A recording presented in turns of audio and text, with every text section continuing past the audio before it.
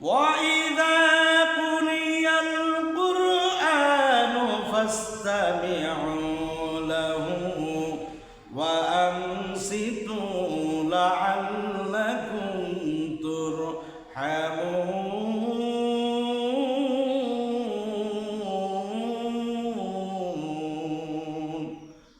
আল্লাহ রাব্বুল আলামিন কুরআনুল কারীম আল্লাহ পাক ঘোষণা করেন, ওয়াইদা কুরিয়াল কুরআন, যখন তোমাদের সামনে কুরআনুল কারীম তেলাওয়াত করা হয়, ফাসতামিউ, তোমরা শ্রবণ করো, চুপ করে সেগুলো শ্রবণ করো, তোমরা শোনো। আল্লাহ পাক বলেন লাআল্লাকুম তুরহামুন, তাহলে আল্লাহ রাব্বুল আলামিন তোমাদেরকে সফলতা দান করবে। মহাবিস্ময়কর শ্রেষ্ঠ ধর্মগ্রন্থ আল কোরআনুল কারীম, এই কোরআনুল কারীমকে মানুষ যত সম্মান করবে, ইজ্জত করবে, আল্লাহ রাব্বুল আলামিন তার সম্মান ইজ্জত আল্লাহ পাক বাড়িয়ে দেবেন।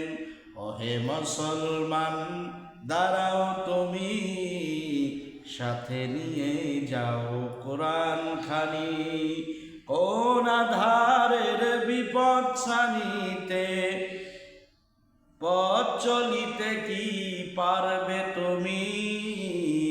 ওহে মুসলমান, দাঁড়াও তুমি, সাথে নিয়ে যাও কোরআন খানি। পৃথিবীতে দেখো আজ হাহাকার, নেই আলো শুধু আধার।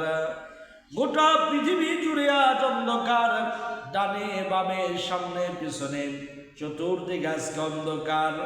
প্রিয় ভাইরা আমার, আজকে চতুর্দিকে অন্ধকার, মিথ্যা, পরনিন্দা, গীবত, জেনা, সুদ, ব্যভিচার, এতিমের হক মেরে খাওয়া, অন্যের হক নষ্ট করা, অন্যকে কষ্ট দেওয়া, বলে এভাবে চতুর্দিকে গুনায় অন্ধকার ছেয়ে আসছে।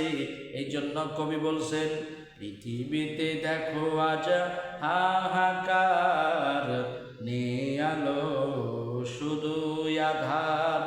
কেবলই কোরআন দিতে পারে সমাধান, এ কোরআনকে পালন করো যদি।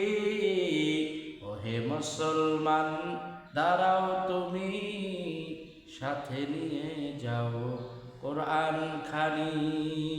ওহে মুসলমান, দাঁড়াও তুমি, সাথে নিয়ে যাও কোরআন খানি। আল্লাহ রাব্বুল আলামিন আমাদের সবাইকে এই কোরআনকে, কোরআন অনুযায়ী জীবন, আল্লাহ পাক আমাদেরকে কোরআন অনুযায়ী জীবনকে আল্লাহ তাআলা পথ চালানোর মতো, আল্লাহ তাআলা কোরআন দিয়ে রাষ্ট্র, সমাজ, পরিবার চালানো আল্লাহ তৌফিক দান করুন, বলুন আমিন।